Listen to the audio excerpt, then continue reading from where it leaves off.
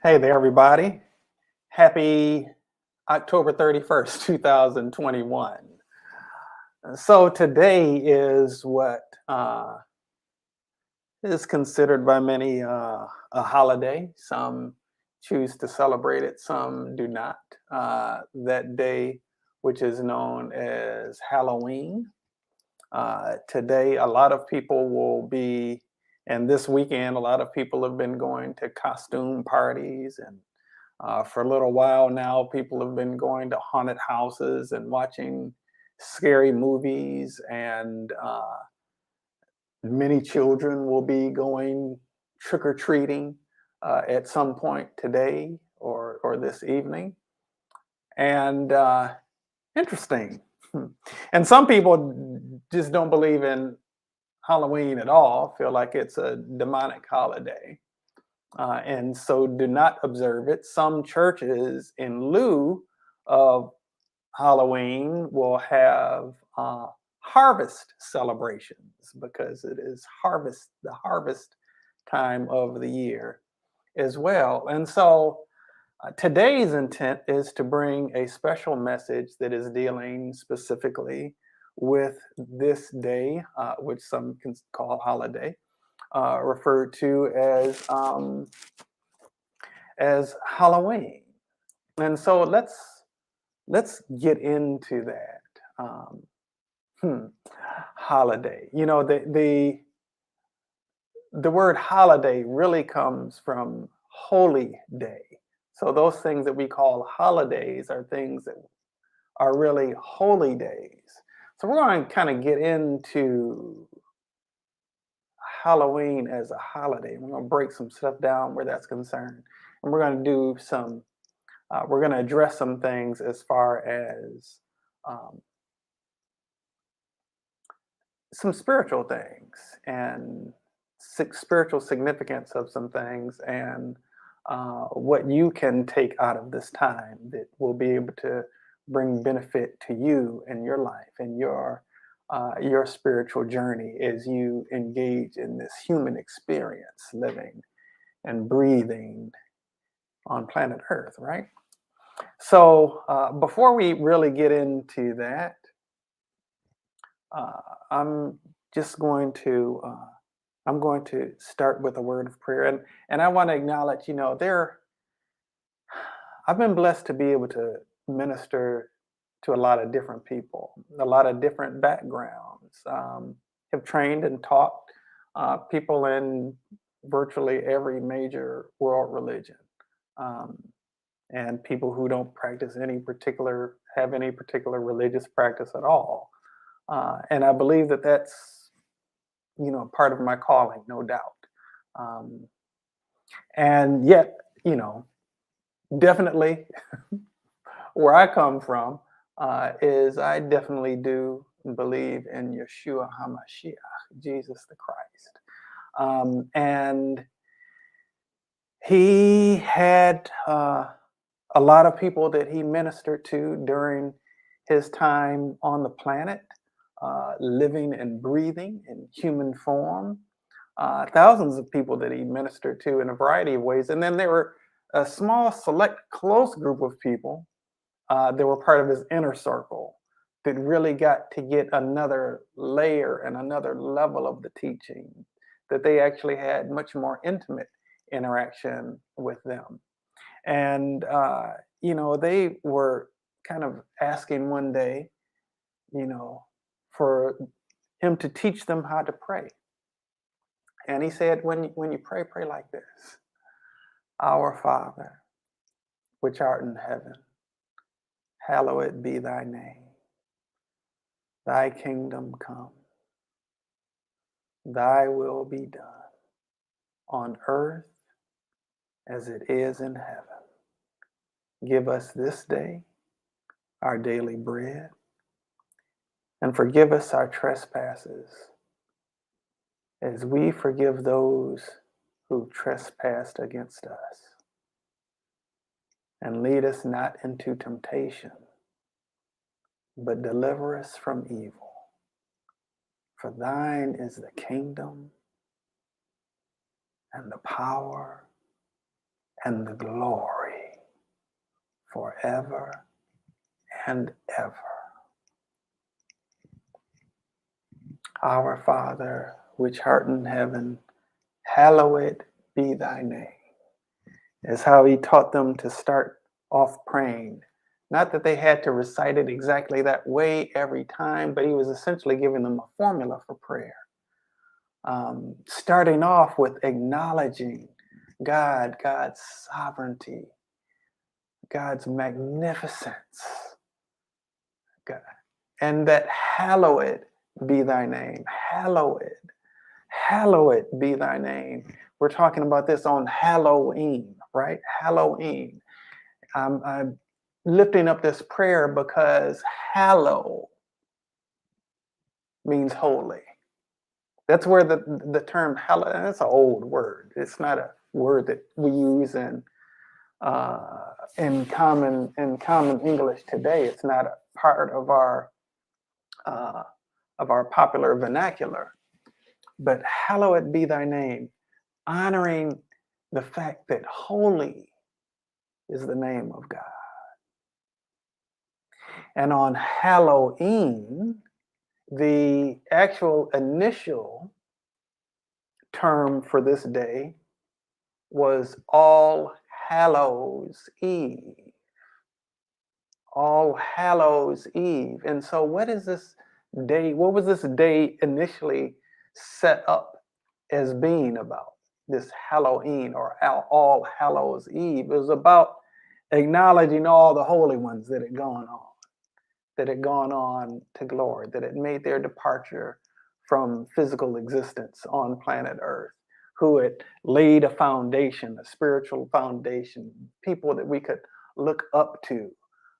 In some church traditions, this is still recognized as, like All Saints. Some church traditions have All Saints Day, at this time. So how did we go from this idea of honoring all the holy ones to this point? And honoring the holy ones is the holy ones that had gone on was a tradition that Jesus himself was tapped into. You don't believe it? I'll show it to you in scripture. In the 17th chapter of the Gospel according to Matthew, it started off, and after 6 days, Jesus took Peter, James, and John, his brother, and brought them up into a high mountain apart, and was transfigured before them. And his face did shine as the sun, and his raiment, his clothes, were white as the light. And behold, there appeared unto them Moses and Elias, talking with him. Then answered Peter and said unto Jesus, Lord, it is good for us to be here. If you will, let us make here 3 tabernacles, one for you, one for Moses, and one for Elias. So those are the 3. And when they're talking about Elias, they're talking about the prophet Elijah here. Okay. And it goes on to say that while he spake, behold, a bright cloud overshadowed them, and behold, a voice out of the cloud which said, This is my beloved Son, in whom I am well pleased. Hear him, listen to what he's got to say. And when the disciples heard it, they fell on their face and were very afraid. And Jesus came and touched them and said, Arise, and be not afraid. And when they lifted up their eyes, they saw no man except Jesus only.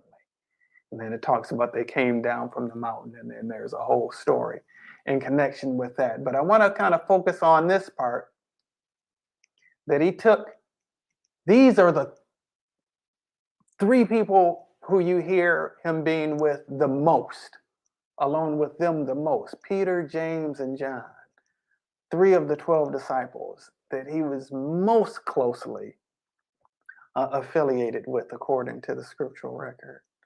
And it says he took them up onto this mountain. It's referred to as the Mount of Transfiguration because he was transfigured there. But as he was there, he was on this mountain and he was honoring the saints that had gone before, communing with and talking with Moses and Elijah. And so this concept of honoring the ancestors, honoring the holy ones who had gone on, realizing that death is really not the end, what we call death is really not the end. And he communed with Moses, who had gone on many, many, many years before, Elijah, who had never actually died, but had left the planet many, many years before. And he communed with them in the presence of Peter, James, and John. And so this idea of honoring the holy ones, of recognizing the holy ones whose time on the earth, living in human form, is ended. This is a tradition that goes back many, many, many, many, many years. Goes back several millennia at least. Okay, and so this, what was initially called All Hallows Eve and shortened to Halloween, has always been initially about honoring the holy ones who've passed, just like Jesus was honoring the holy ones who passed, as the story is told in the 17th chapter of the Gospel according to Matthew. And so how did we get here? How did we get to this place of goons and goblins and demons and devils and all of this like wicked stuff, if you will? You know, well, some people know this, some people don't, that I am and have always been, as long as I've been on the planet, a great lover of music. And I never learned to play an instrument, but I do get to participate with music in a way that's particularly sweet to me as a DJ. And I like to mix and scratch music together and stuff. And so I started doing that a long time ago, back in the 80s. And it's something that I continue to enjoy, and I enjoy the artistry of DJing. And one DJ that I enjoy in particular, who happened to have been one half of the first hip hop team, if you will, to win a Grammy. And that was Jazzy Jeff and the Fresh Prince. Jazzy Jeff is a DJ that I've always appreciated his skill and his particular flavor and style of the artistry of DJing. And he'll do these streams since COVID, these live streams. And Friday he did a stream. I was able to catch part of the playback yesterday. And it was like kind of a costume party on Zoom. People were logged in, and there were people who, like, there's a bride that had like made it look like there was blood running down her face, and there were people dressed up like as, you know, Michael Myers from the Halloween movie, and there are people dressed up as like Freddy Krueger from the Nightmare on Elm Street movies, and there are people dressed up as, you know, goons and goblins. There are even people who are dressed up as priests, who are like kind of wicked priests and stuff. But so much of what this All Hallows Eve is become is something much more, you know, dark or sinister, or the representation of it has become that. And by the way, for all of you who stopped by, I'd love to know who stops by, whether it's on YouTube or Facebook or wherever it is that you're checking us out from. You know, we'd love to hear from you, just with a quick hello or something, to let us know who it is that's out there. We always certainly do certainly do appreciate knowing who's out there. We like to acknowledge your presence. But at any rate, so how is it that we went from recognizing the saints who have passed, the holy ones who have passed, to it being about witches and demons and devils and goblins and goons and people coming up out of the graves and death and all of this stuff? How is it? How has it gone from one thing to another? Well, uh, the reality is that in this world that we live in, there's a lot of stuff that was designed to be pure. It was designed by God, created by God, or created in a pure context. But then there was a force that would take and try to claim that and put a dark spin on it. You know, sex is beautiful. Making love is beautiful. It was invented by God, intended to be a beautiful experience shared between two people who love one another. And uh, and that was what God chose as a way to uh, have people multiply, right? To have people multiply. Such a beautiful experience where two people literally become one flesh. Intended to be something between a husband and a wife. And yet there's a lot of things in the sexual realm that aren't in the godly realm, right? There's a lot of perversion and there's rape and there's people using sex to control people and what was designed to be beautiful and special. You know, there are ways that there's been dark influences that take people away from the initial purpose, And frankly, I think that's a struggle that every human deals with on earth at some point in their lives, maintaining the purity of that, the beauty of that, versus the perversion thereof. And I'm not saying this as a prude or anything, far from it. What I am saying is that oftentimes things that God created is that which is beautiful. Forces of darkness will try to infiltrate our minds and steer it in a different direction. Love. Love is a beautiful thing. Scripture says that God is love, and they that dwell in love dwell in God, right? And yet, there's a whole lot that exists in the world that we call love that doesn't really have anything to do with love at all. Love is not trying to control another person. It doesn't consist of trying to make somebody change into your version of what you think they should be.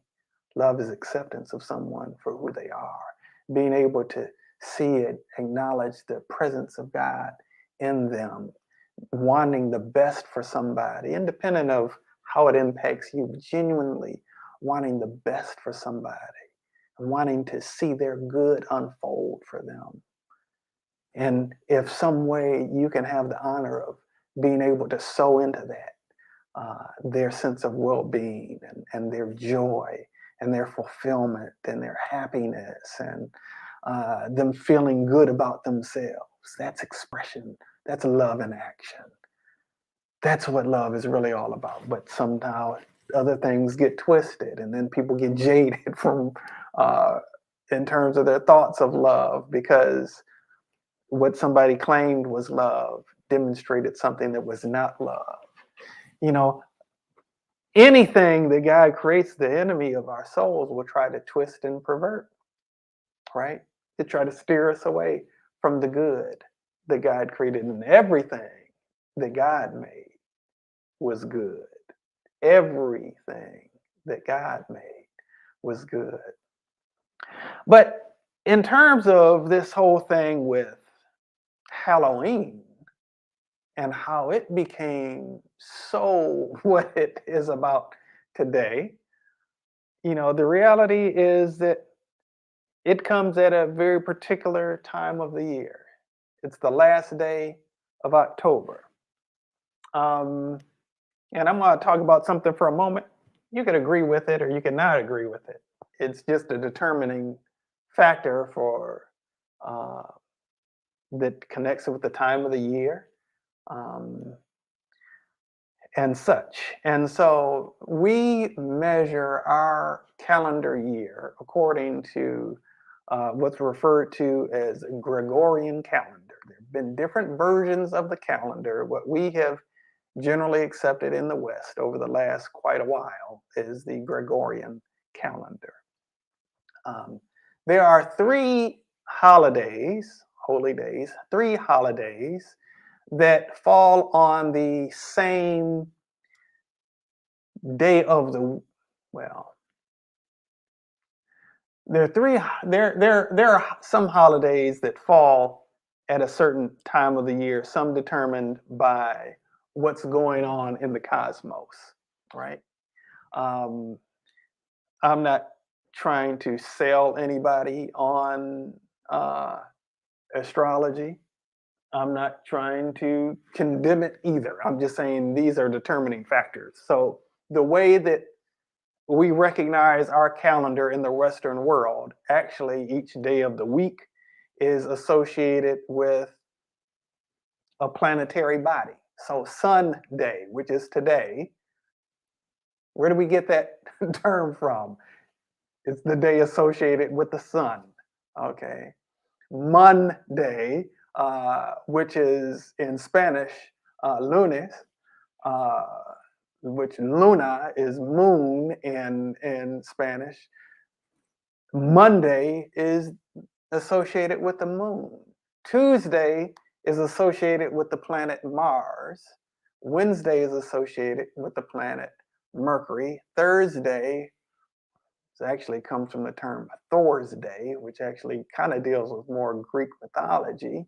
Um, but Thursday is associated with the largest planet in our solar system, which is Jupiter.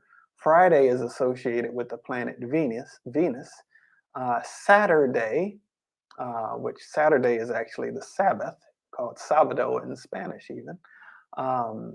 Saturday is associated with the planet Saturn. Now, three of those, it's kind of easy to determine: Sunday, Saturday, and Monday. It's the Sunday, the Moon Day, and the Saturn Day. Those are all kind of easy to determine. Um, but I've always been fascinated with holidays, how those things are scheduled, the meaning of life, and just a wide variety of things. And so, interestingly, like I used to wonder, okay, Thanksgiving is always on Thursday. It's not the same day of the year every. It's not the same. It's always in November, but it's not always on the same day in November. But it is always on Thursday. Well, again, Thursday is the day Thursday is associated with the planet Jupiter. Jupiter happens to be the largest planet in our solar system, many, many, many, many times larger than the Earth. The way that the date is determined for Thanksgiving is Thanksgiving. They felt it was a good time to show gratitude on uh, the day that's connected with the largest planet in the solar system. And also uh, the planet Jupiter is associated with the sun sign of Sagittarius. Okay, the sun sign of Sagittarius. And so each year, Thanksgiving is celebrated on the first Thursday, on the first Jupiter day in Jupiter's season, or the first Thursday when the sun is um, in Sagittarius. And that's how Thanksgiving is determined, when Thanksgiving will be. Also, Easter is another day, or Resurrection Sunday is another day that's determined that it's not even necessarily the same day, the same month. Sometimes it can occur in April, sometimes it can occur in March. Okay. And it's determined based on the first Sunday on or after the first full moon after the spring equinox, or put another way, the first full moon, the first Sunday on or after the first full moon, when the sun is in the sign of Aries. That's just how Easter is determined. You may not have known that. Most people don't. And interestingly, although it's always the same day of the year, Halloween is on the last day of the first month that the sun is in the sign of Scorpio. Okay. That is a reality of the time in terms of how this scheduling takes place. And Scorpio happens to deal with it can go very light, but it can also go very, very dark. Okay. And it does deal with transformation on some level, and death. It deals with the death on some level. And, kind of all that energy working together has a significant role on how it is that so much that's dealing with Halloween, which was initially supposed to be about honoring the holy ones, how it became about something really the polar opposite of that, about fear. It's interesting. When Jesus was honoring the holy ones that had passed on, on this transfiguration, this Mount of Transfiguration where he himself was transfigured.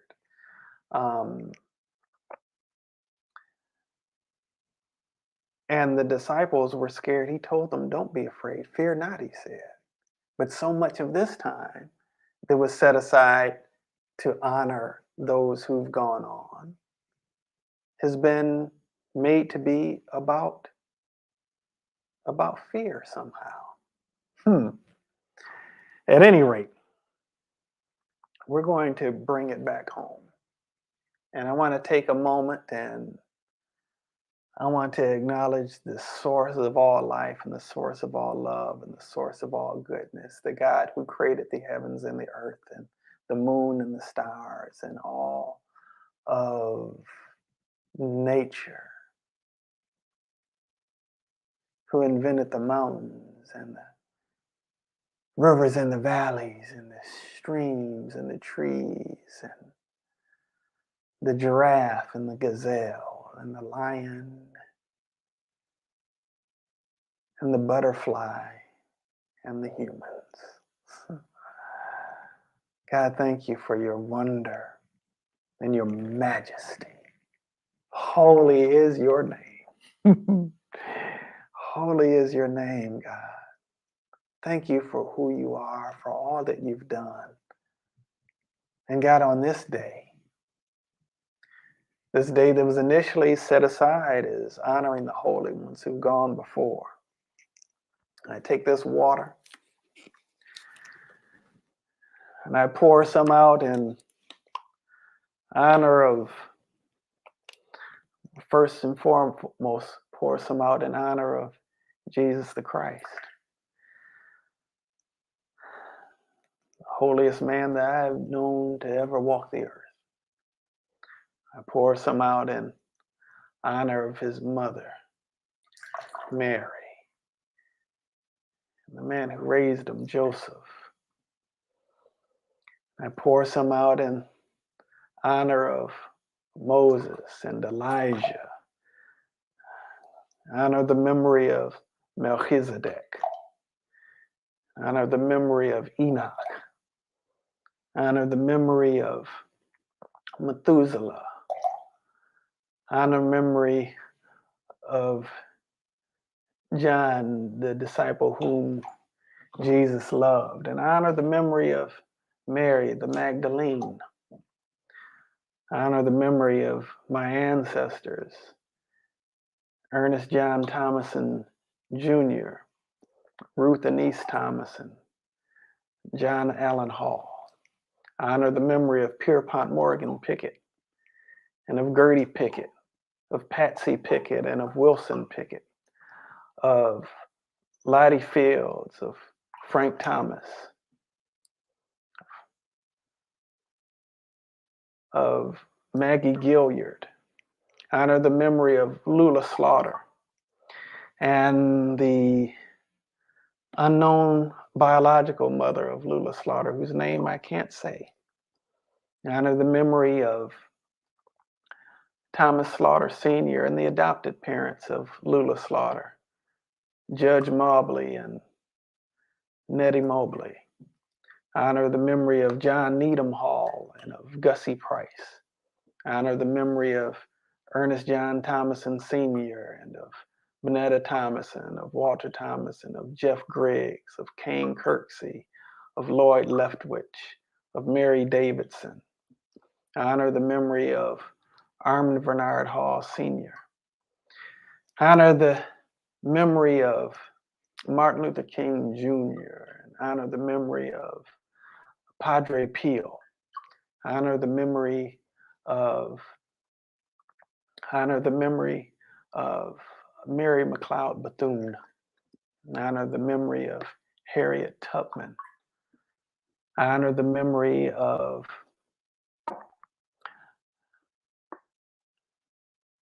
Mother Teresa.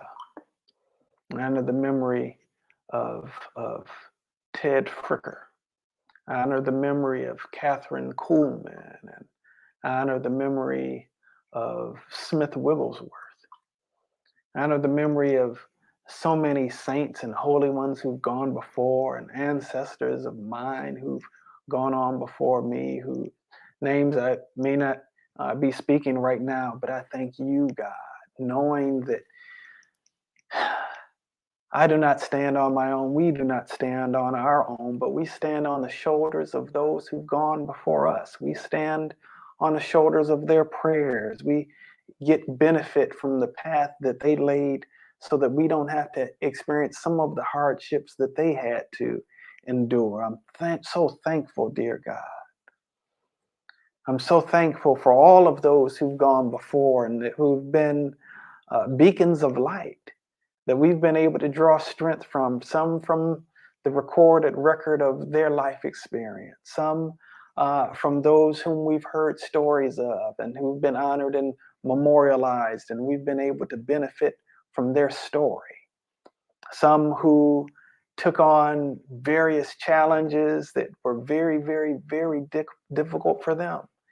Even those who were ridiculed by the religious institution. But we're honoring their authentic relationship with you. I thank you, oh God, for them, and I thank you mostly, God, for you.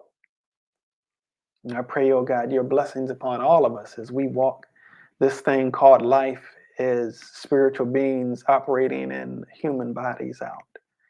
Help us to garner the strength that we need, and even as we deal with our own shadow sides, those areas of darkness that show up in us, either from our own baggage, traumas that we've experienced, things that would seek to lead us away from you, aspects of our own ego, that part of us that tries to edge God out. As we deal with those aspects in our own ego that seek to turn us away from you and disconnect us from the real power, from our power source.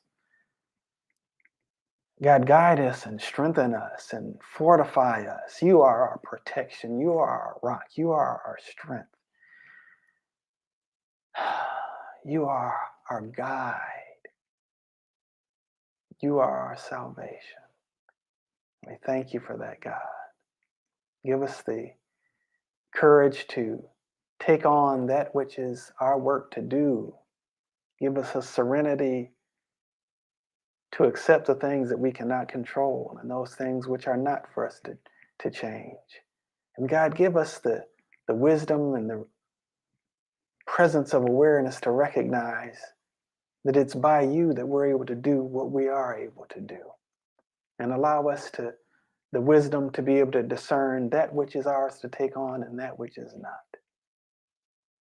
And God, on this day, October 31st, 2021, we honor you and we give you recognition as the source of all light and the source of all goodness. And we honor those holy ones who you have dispatched into the earth realm before us. And we honor those in the spiritual realm who've never been embodied. The angels that you see, that you send out to see about us, that we might not ever see.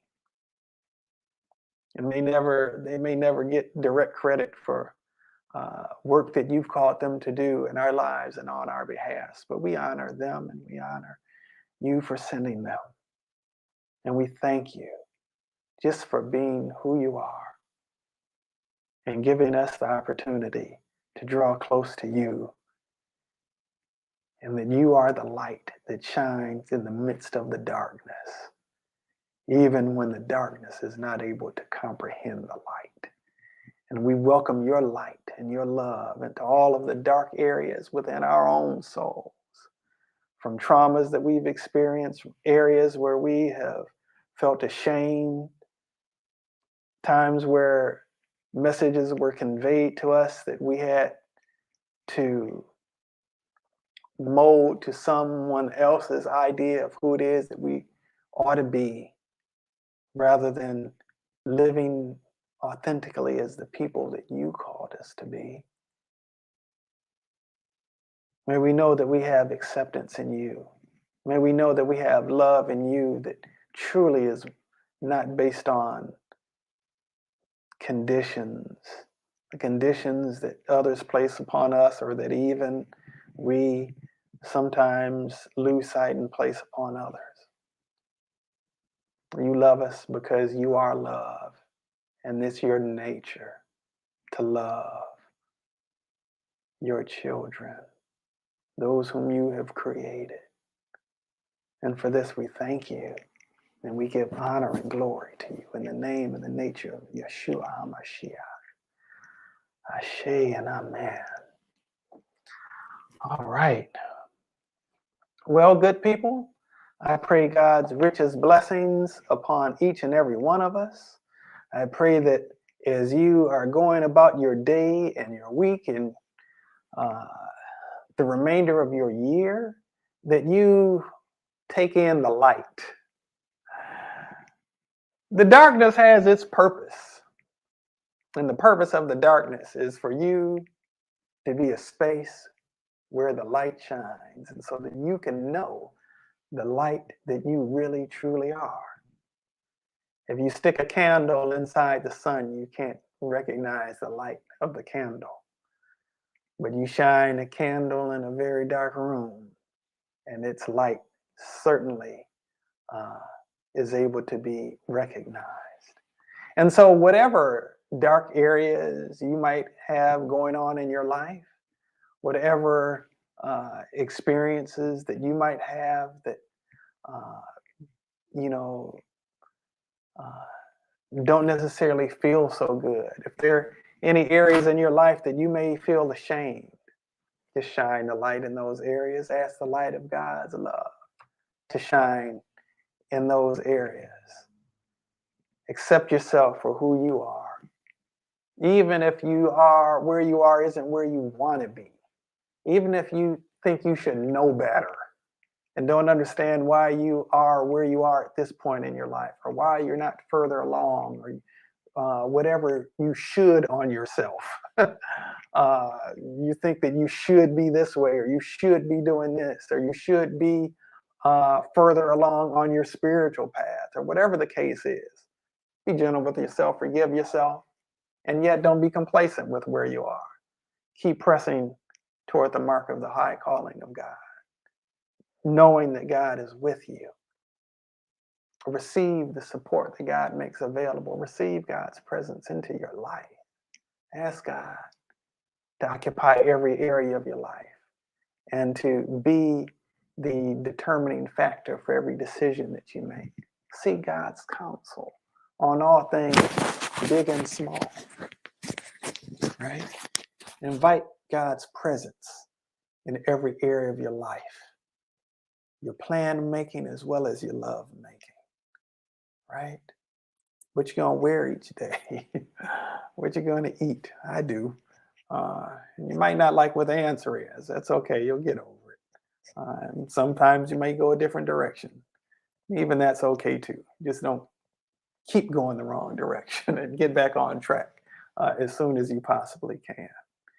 Anyway, I pray grace and peace be with you all as you go about the remainder of your day. And I'm sending you out a bunch of peace and love. And I'll see you next time.